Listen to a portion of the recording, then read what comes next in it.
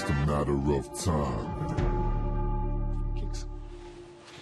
Well, 2 points in it at the end, and it was the Welsh who emerged victorious. A lot of disappointment, I can tell you, in the studio. Not the best way for the Boks to finish off the year. Yes, the Welsh were playing at home, but Shimmy, they were a team that were missing a lot of, I think, 6 Lions players. 12 players. 12 of their starters. It shouldn't happen. That was a Welsh B team, C team. Yeah, well, look, I think the last team they beat this season was Georgia or something like that. They lost to Australia. They lost to New Zealand. Georgia was the team in between. Yeah, exactly. Yes. And Georgia was the team in between. It's a Welsh C or whatever team. But really disappointing. Even at half-time, I thought we could still pull it back. But, you know, you go down to the strategy. We could have made several changes, I thought, within the team in the back line that probably could have taken us through. And the changes were made, and that's the end result, a loss again. The one thing that Shimmy said offline, Nick, is that you can't seem to pinpoint the Springboks' identity. What is it we're trying to do? What is it that is a strength that we can build on? Yes, you spoke about the set piece, and great to see how well the scrums went, but beyond that, in the rolling maul. Well, we did say that at the beginning of the game, before the game, in our analysis of how we could win, we said we had to dominate their scrum, which we did in the first half, and probably throughout the game we were pretty dominant in the set piece. Our line-out was good, our driving maul was fine.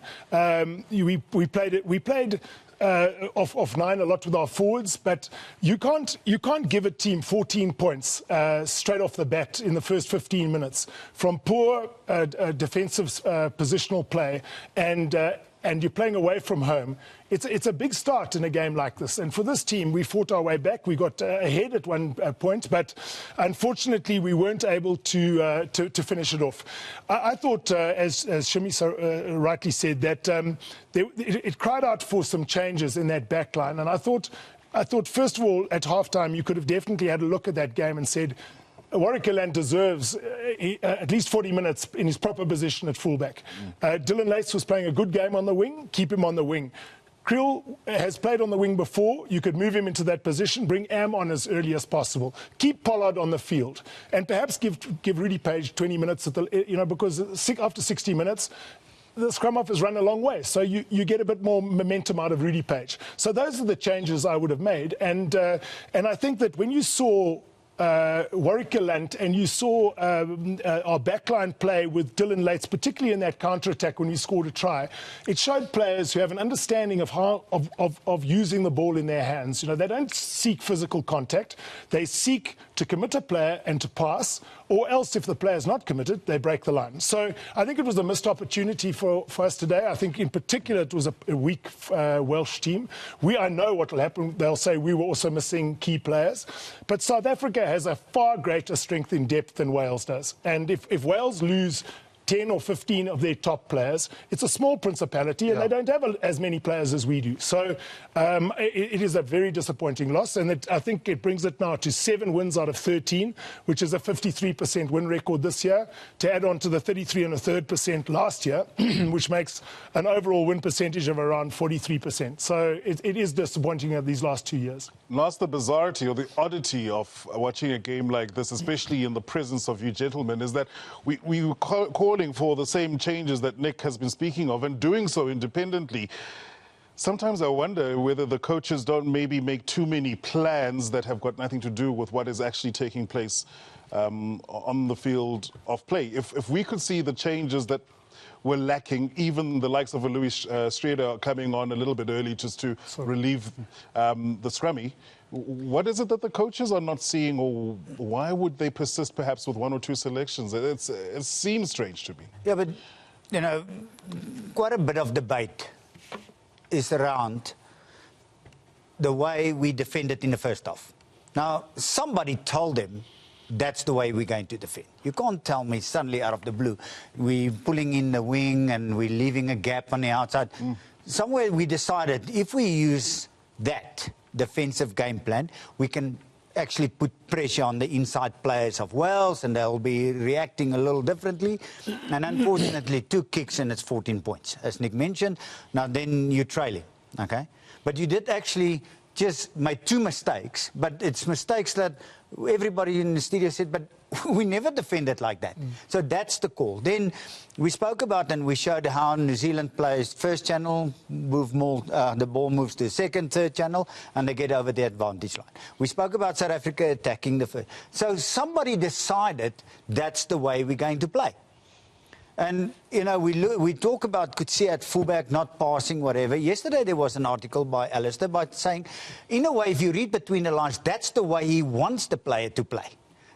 You know, so you pick a player out of position, he makes a mistake. Yeah. So somebody needs to take the blame here. You know, you can't always put all the blame back to the player. Somebody decided, Nick, we're playing like this. Yeah. This is the way we're playing. Yeah. I want you and you and you to play like this. Somebody make that call, and somebody needs to take responsibility. So if we actually think about this game in totality, and you look at the way that Wales played, I think they created many more opportunities than we had in this game. They played good rugby on the front foot. They tried to speed the game up. Our aerial skills were shocking today. We really were hopeless under the high ball. You know, we missed so many opportunities there. Their kicking always seemed to find space. And, you know, in the game, probably kits off at a really, the positives out of this game, kits off marks, our general tight forward play. But our ability to create opportunities just wasn't, we didn't create enough. There must have been 6 or 7 for Wales and perhaps 2 or 3 for South Africa. And it's quite sad in a way how we rely on, you know, to out-scrum or outpower them. And I'd actually outthink them and play rugby and be dynamic and use movement and play into space. Because as good as our scrum was against England, you mentioned against Ireland, against all the other teams, you won't get away with dominating them just by pure physicality. You have to use a bit of brain, you know, obviously, and play a different type of game. When we're dynamic, we got the ball into space, we actually look good. We just don't do it enough times. Braids, Welsh almost scuppered their opportunities as well. They made a meal out of winning this match. There was that ripped ball by, I think it was Trevor Nyakane towards the end, and then they kicked the ball away, basically into Lucanio Am's hands. Yes, he got held up, and that was the end of the match, but 2 opportunities in the last minute of time that they literally squandered. They didn't make it easy. So I suppose there'll be a lot of relief from Warren Gatland that they were able to actually walk away with the spoils. He'll also be a relief man, Warren Gatland. I mean, Warren Gatland and Alistair Coetzee, let's face it, are under enormous pressure, you know, from everybody, from all corners, from their nations, respectively. So the Welsh, we spoke about them. They were sort of a B-side playing against us today, and we still couldn't beat them. You know, how often the last couple of years where we had opportunity to win a game, we lose it. You know, we almost don't have that killer instinct of we're going to, you know, kill this game off and win it. And at the moment, our rugby nationally is at a bit of a low. And the frustration grows week in and week out. So somewhere along the line, unfortunately, you know, interesting, tough decisions needs to be made. I don't know what it is. And maybe it's a bigger picture out there from where the problem is. Talking about the whole holistic approach of SA Rugby at the moment. You know, we're a competitive nation. And then that's why we also get angry when the Boks lose. It's not nice to talk about this week in and week out. We see certain things and we can only analyze on what we see, but it's becoming frustrating like you won't believe, X.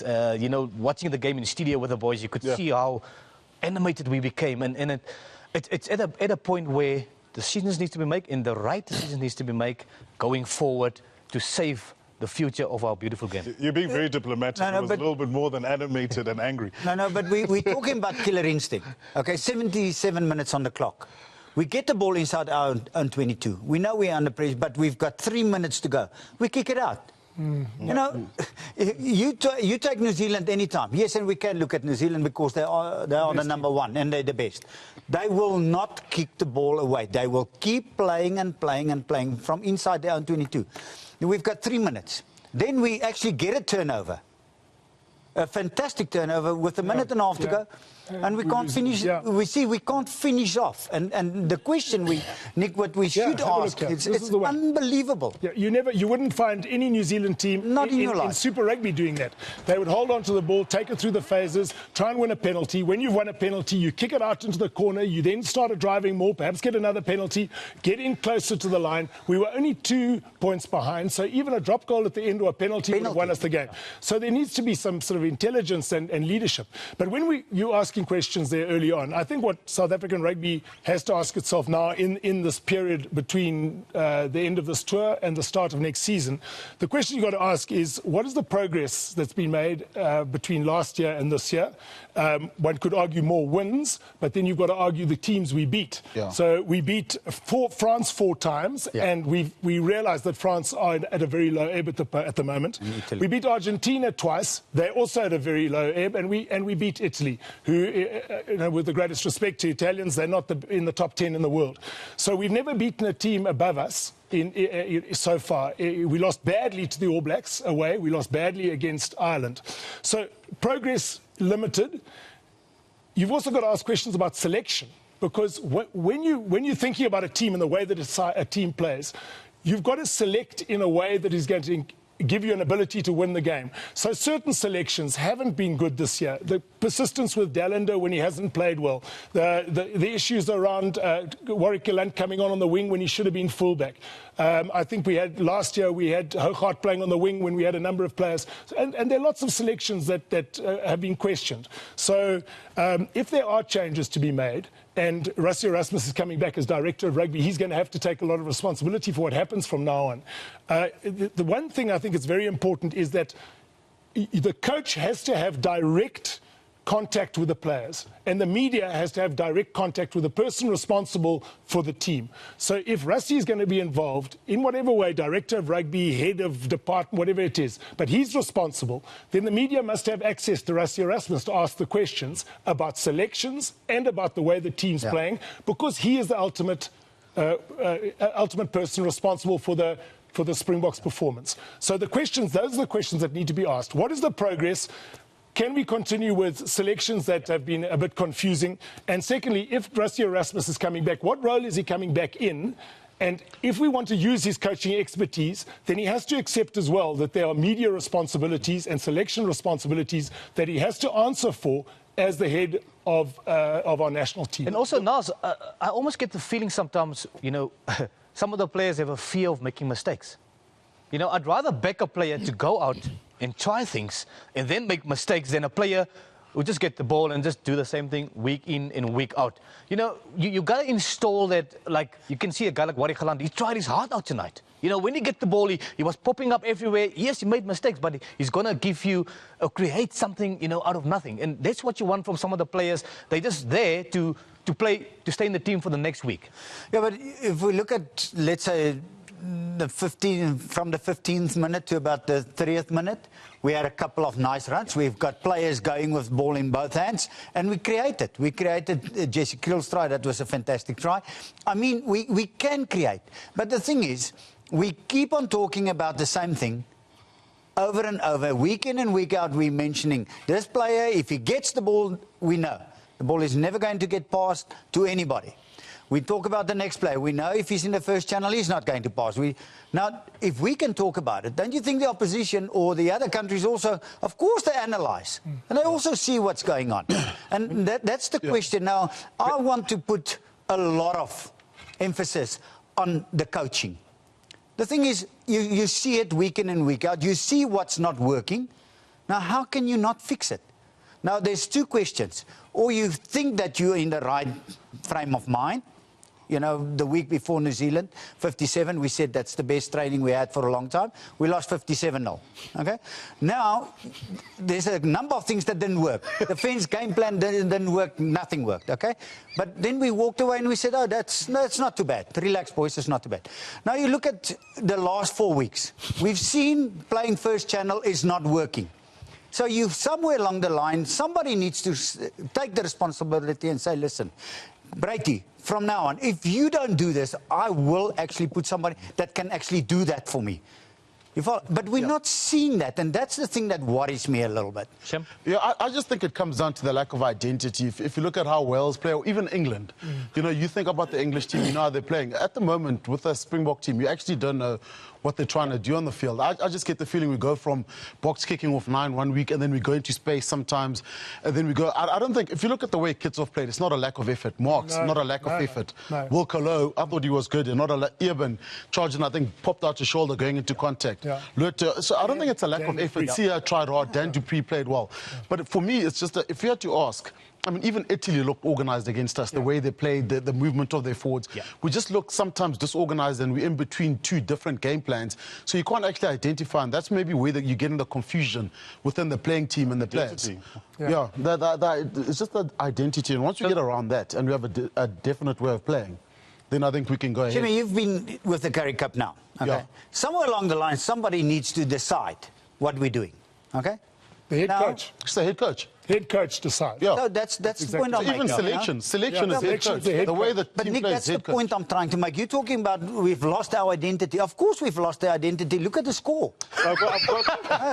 So I've got to ask the question, because it's out the test window now. So because Brayton, you said something about the Springbok team no longer being competitive, I suppose, as an international side. Is that really true, guys? And the reason I ask it, and hear me out, is that if you look at the way the Lions were competitive in Super Rugby, you have to consider that they're one of the best teams. If you look at the Cheetahs in Pro 14, they're almost going to be semi-finalists. And a lot of the guys who play in these autumn internationals play Pro 14. We mustn't get ahead of ourselves, X. We are... Are we completely devoid of talent? No, we're not. We are not near the best 2 or 3 teams in the world at the moment. Yeah. We are languishing at 6th, 5th, 6th, wherever we are. And what's happened in this November trip has... It's made it very evident that England have progressed enormously. They are definitely the biggest challengers to New Zealand. Yeah. So New Zealand, England, Ireland third. Yeah. Scotland are racing up the rails and doing really well, playing some great rugby. You had Australia that actually beat Wales, but they lost very badly in the next 2 games. So we are somewhere around Wales, Australia, South Africa, and then behind that you're getting Argentina and France, etc. But we're nowhere near now at the top table, and 1, 2, 3, maybe not even 4. So that's what we've got to worry about. We must be up there competing for 1st and 2nd place. That's where South Africa should be. With our traditions of rugby in this country and our talent, we ought to be performing better than we are at the moment. And what was worrying this year was, despite progress, we had these shocking losses. 57-0, as Nas so rightly said, after a week of excellent training. And then 38 points to 3 after a week as well, where the team is spot on and we really are looking forward to the game, etc. Those are big, humiliating losses. And they are a big shock to the public out there who don't expect the team to capitulate in that way. That is a bit of concern, but I suppose there's a lot that's going to be said still in the next week or 2 about the future of Alistair Coetzee, of coaching. Rassie Erasmus comes into the job he already has, and obviously a lot of eyes will be on him and taking this team forward. Don't forget, there's only 1 year of test matches to go until the World Cup. So inside the international window. Inside the international window. So there's not too much time to get this team into ship-shape order before that World Cup in Japan. But back to the Principality Stadium we go. Let's hear from Matthew Pearce and Owen Gomani, who were commentating the match and got a close look at that action. Yeah, so the Northern Hemisphere tour is a thing of the past. 2 wins, 2 defeats. Owen, a frustrating night in Cardiff, because some glimpses in the second half of what this team can put together. Some raw forward power, some good finishing from the backs as well, but they put so much pressure on themselves with that first half. Yeah, rightly so. It's something that's been there throughout the whole tour. We've seen aerial skills of this team is non-existent. Something we need to work on. With ball in hand, we're very deep. We don't put defenders under a bit of pressure, and at times we don't earn our right to go out wide, you know. The pick up and drive, we're not sucking enough defenders. There are plenty of times this evening, the Walsh team will just bring guys down from there. They'll fan out. We'll be outnumbered. We'll be like 13 against 15. Yeah, we're not going to beat anybody that way. Our exit, I still say it again, it's a big... I don't know if it's a mental thing. I don't know, maybe it's a strategy from the coaching staff. It's just not there. Some changes made, and there was some good energy from some of the replacements as well, but also some costly errors at difficult times in the game. Yeah, let's talk about these changes. Yeah, we talked about Wales missing 10 of their players, and within the 16-minute mark, they're utilising our bench. We're giving guys 5 minutes, 8 minutes. There's a fresh guy. He's not going to have an impact on the game. Once again, we sit back and we're very conservative. We haven't pushed guys and put guys in situations like this and see what they've got. So when we're under pressure, guys don't know what to do. Our leadership is not quite there. When I say leadership, I'm not talking about the captain. I'm talking about everybody who's been around the block. Who's going to say, guys, calm down. We're under a bit of pressure. We can fix that. This is how we move on from it. We don't have that in our team. Your reflection, though, Owen, on the total 4 weeks after this narrow defeat?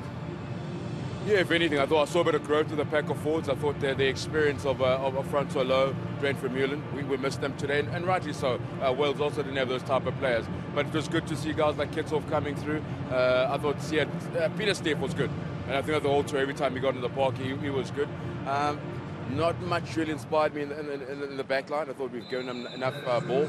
And Bonambi, I thought Bonambi used his opportunity last weekend. He's putting a bit of pressure on Malcolm Marx. And it's a good thing for any coach to know that you've got two hookers that you can rely on. Well, a strange tour in many respects, because coming out of that narrow defeat to the All Blacks, there was hope from a lot of the supporters. We certainly felt that. And what happened in Ireland really put the whole tour under pressure, grinding out a win in Paris, and then a clinical performance in terrible conditions last week. And tonight just left themselves a little bit too much to do in the second half. It's a Springbok team that comes back to South Africa with the tail between the legs. All right, thank you very much, gentlemen. Highlighting the issue of leadership, not just in terms of captaincy, but generally in terms of seniority. Siya Kolisi is the man who had to step in to fill the void. But we spoke about the captaincy issue. We know, yes, Warren Whiteley got injured way early in the season, and there was never a set captain.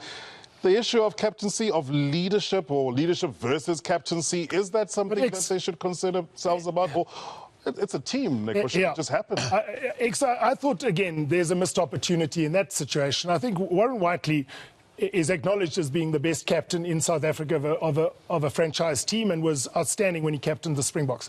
When he got injured, there was another captain, Siya Kolisi, of a franchise team, who was playing well enough to be selected for the Springboks. Now, I know there was a feeling that he had to nail down his place, but I thought the form that he'd been showing going into that, and the way he was playing, would warrant him having a look at the captaincy. It might be an interim captaincy position until Warren comes back, but at least you give it to the captain of his franchise. Now, this is by no means a criticism of Etzebeth, because Etzebeth is a great guy. But if you look at the two personalities, Etzebeth is first of all, a lock is a difficult position to captain a team in. Where he's known for his physicality and his ability to get stuck into the faces of the opposition.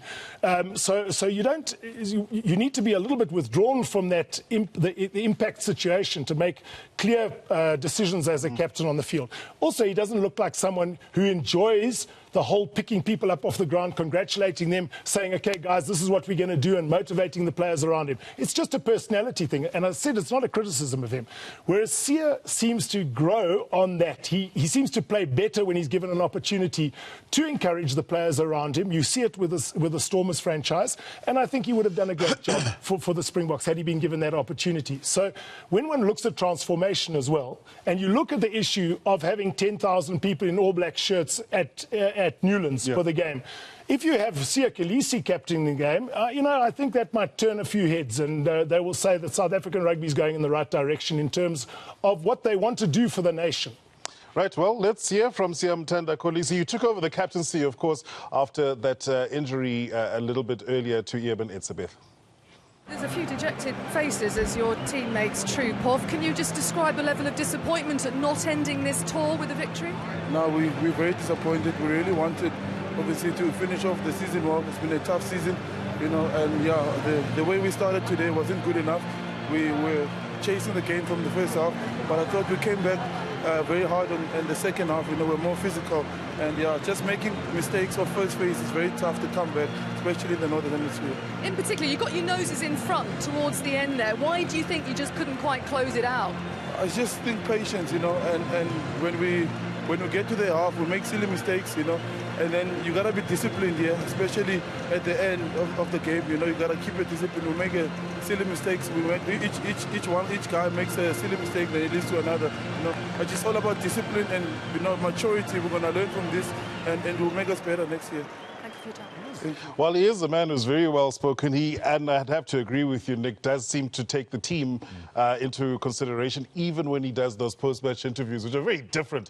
But, Braits, we saw a lot of negative things today. Yes, we want to touch on the positives, but I think it's imperative for the negatives to be ironed out. We don't want to see them in 2018 and certainly not at the World Cup in 2019. Absolutely, actually, we need to iron these things out and get a plan together which is going to work for us, come World Cup. And like you said, unfortunately, there weren't many positives because we've been speaking about all the, I almost say flops the last couple of minutes, and we're trying to find positive. But there was one positive X, and it showed, and Nas got so upset, he almost ran out of studio. He got so angry because Nas knows that he knows that we have the players to do things like this, guys. The next clip shows that if we get it together and we execute well, we can actually play rugby. No, why can't we do this for 80 minutes? Why do we have this conservative approach? And by the way, the game has evolved a lot. So we've been left behind and took 50 steps back. We need to move forward, guys. In this clip, Nick Nars and Shim, nice hands from Captaincy, Pollard, Dan de Preer, attacking the wide spaces. Guys, we can play. Yeah. This guy, I mean, he's looking for the offload. He makes a good look at that. Look how much ground we make in the wide channels there. And all it is just a forward passing behind the back, getting a bit of momentum into the game. And you make 40, 50 meters up the field. And the reason why we did that is because before we were so predictable that forward always takes it into contact. So there is space out wide because their defense is tight. So it's a variety between your attack that you have to keep on doing, sometimes short, sometimes through the middle, sometimes with chips and cross kicks, and sometimes with passes behind the back. But Brady, with that, the problem, and we've seen that in a number of games, is the defensive game plan that's putting us actually under pressure. Because we've seen there, and we spoke about it, we can. We've got the players, they're more than capable.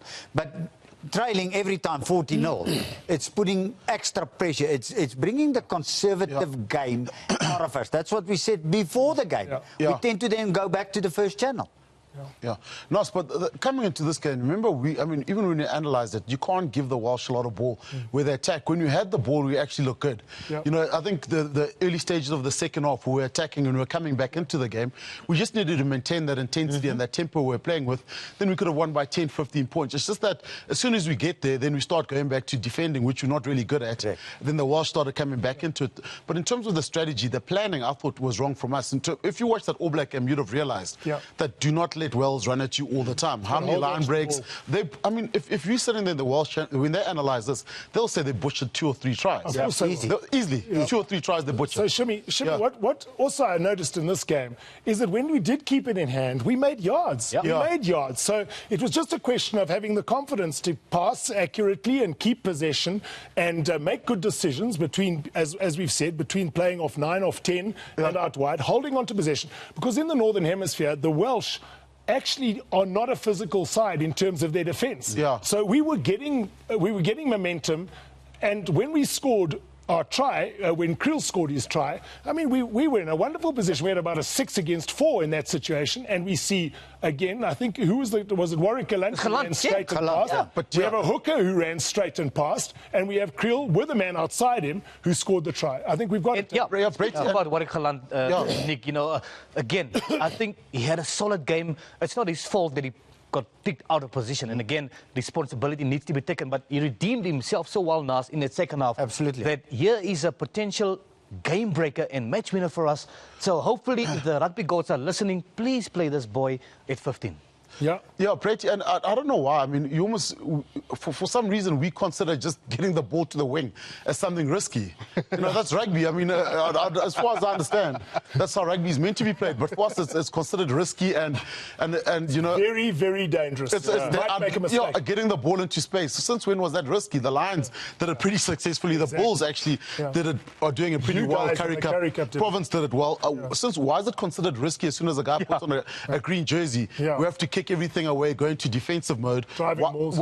Driving mauls, rely on the scrum. Why can't we just play rugby the way it's meant to be played? Yeah. Well, let's go to hear from Alistair Coetzee. And as I mentioned, certainly a man under pressure, and not too many things have been said officially about what the future holds for him. He'll be hoping that he can stick around for a little bit longer and maybe grow the team a little better, but it's going to be tough from here on out. But from the Springbok coach, let's cross to him to see what his thoughts are on today's match. Alistair, you look like you were going through the emotional ringer sitting and watching that at the end. What on earth were your emotions on the final whistle? No, look, I think they got off to a flyer tonight. In that first 10 minutes, they exploited the left winger, you know, his positional play. They exploited that well. Dan Bigger kicked a pinpoint kick, and basically there's nothing you can do. So they got the 14 points. But I'm so proud of the boys, and there's a lot of fight left in this team. They came back in the second half, and they actually put 19 points on Wales, you know, and they got to 3. And we had opportunities out there, you know. I think we crossed the line.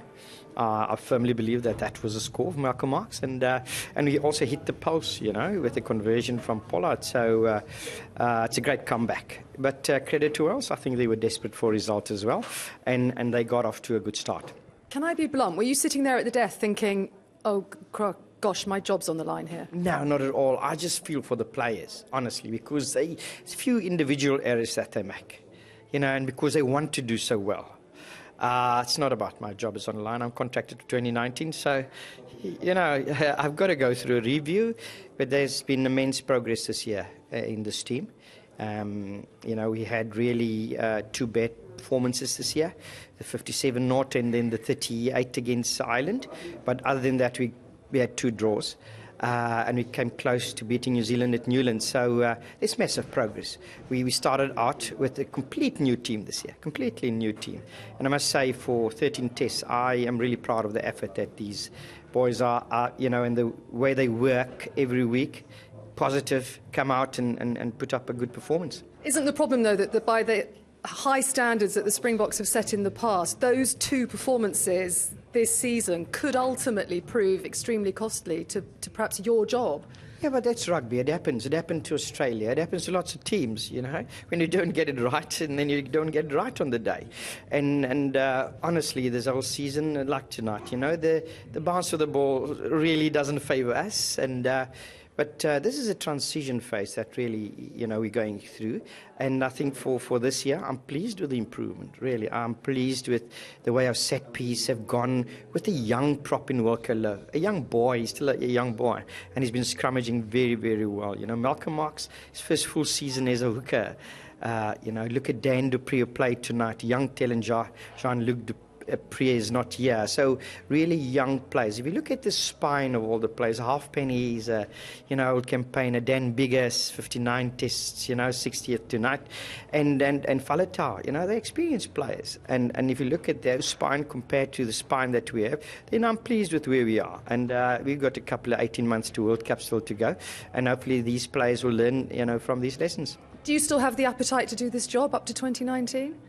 Yeah, well, definitely. I enjoyed very much to work in a team environment that we have created this year. Unbelievable the way these players keep coming back and put their bodies on the line. That gives me a lot of satisfaction. Can I ask just finally, how difficult is it to do your job, given the talent drain, given the quotas, given the 30-cap rule as well?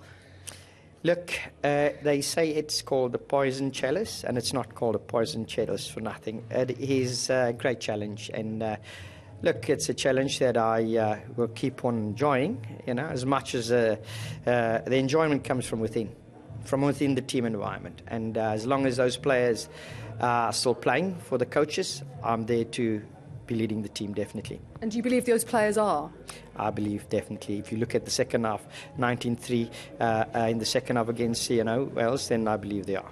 Thank you, Alistair. Thank you very much. Right, well, that was Alistair Coetzee responding to some tough questions as well, potentially about his future.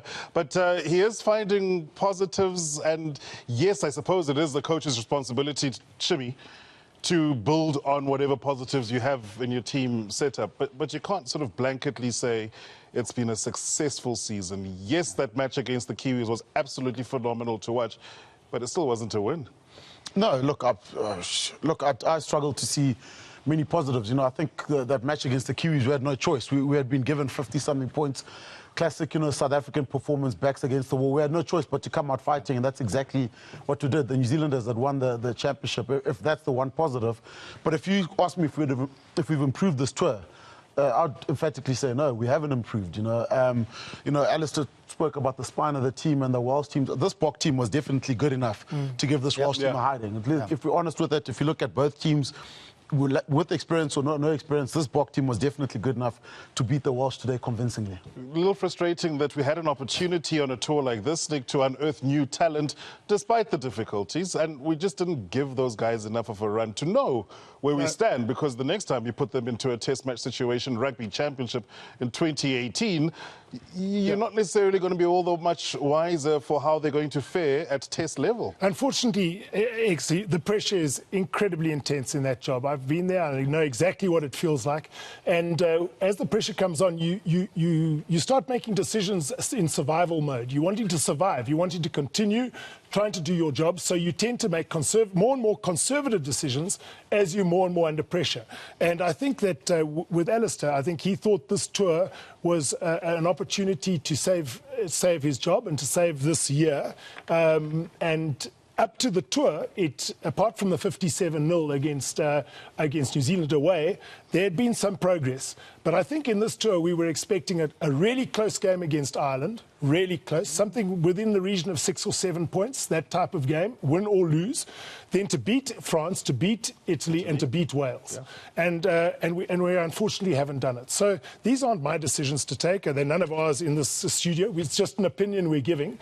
But we often speak, I think, for a number of supporters out there. And I think that after 2 years, you can make a proper judgment on whether this team can make a semi-final of the World Cup. I mean, if we're sitting here saying we think that Alistair Coetzee and this coaching staff can take this team to a semi-final of the World Cup, then that's a successful outcome. If you get to a semi-final, then anything can happen in a semi-final and a final.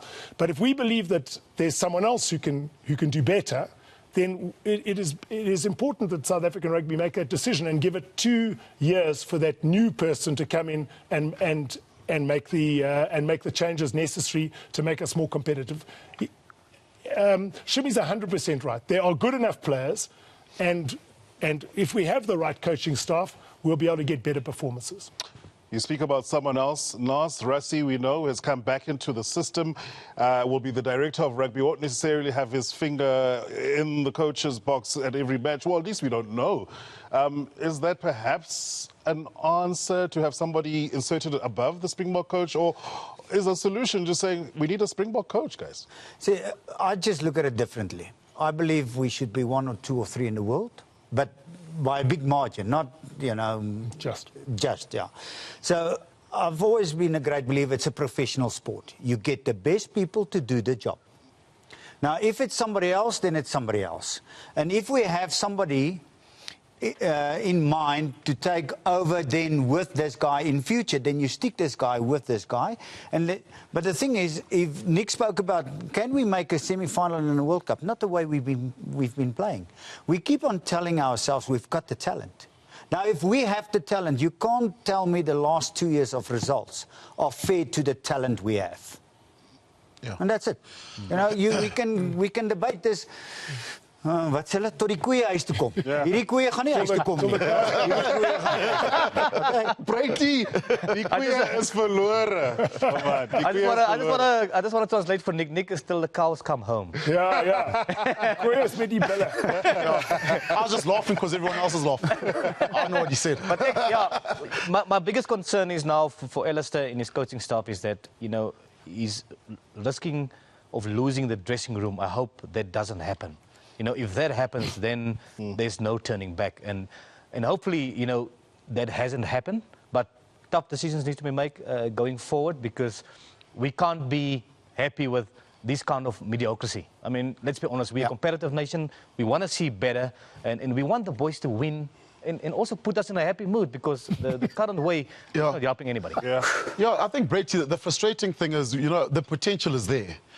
And we're just not bringing out the best in it. And somehow we just got to unlock that key. I think the potential's there. Oh, yes. I genuinely think there's leadership issues around in most. You know, if Sia wasn't captain, who'd be the next guy? If Whiteley, there's a leadership issue around, I think, in South African captaincy, just generally in our rugby, you know, maybe due to losing experience or whatever it is, or lack of succession planning. But I think the potential is definitely there, especially these bunch of players, some of the guys that stayed at home. Now, it's just bringing out that potential. And, you know, obviously Alistair hasn't done it yet, and putting them the right person that can unlock it. And if you go down and you've played your best game and it's been entertaining, and then you go down, Brady, you know, if you lose. For the fight. But if you lose, but, you know, you actually haven't played to your potential, there is a bit of effort from certain guys, but it's not cohesive, then it's things that we can control. If we can do that, control our own destiny, and we bring out the potential of the 15 or 23 guys wearing the Bok jersey, then that's it. And talking about potential, well, the Blitzbokker won, eh? Sure. You guys were angry today. Hey. You guys were angry today. Here's a reason to smile. Happy about this. Well done to the Blitzboks. They won that cup final, and second year in a row. They win the Dubai Sevens 24-12 win over New Zealand. They were 19-0 up at a stage, but well done to them, holding off the Kiwis and winning the first of the HSBC Sevens World Series matches. Next weekend, don't forget, it's all in Cape Town. Shimmy, you'll be there. I'll be there. Hopefully the cows come home, eh?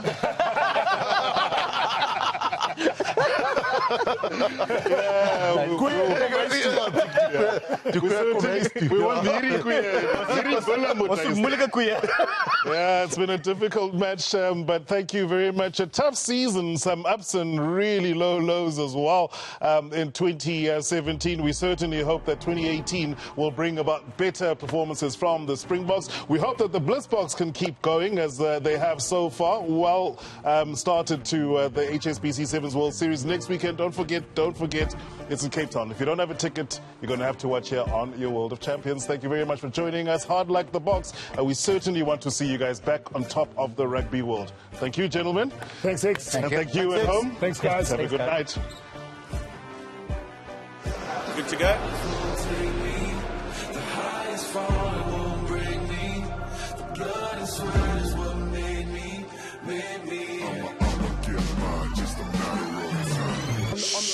On behalf of this...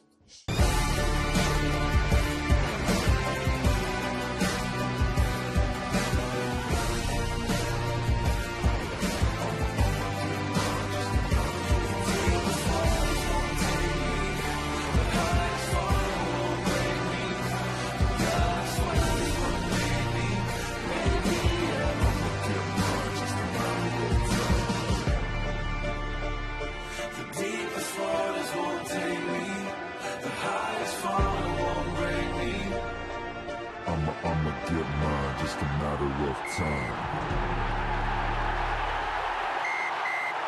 Yeah, of course we've lost their identity. Look at the score. I'ma get mine, just a matter of time.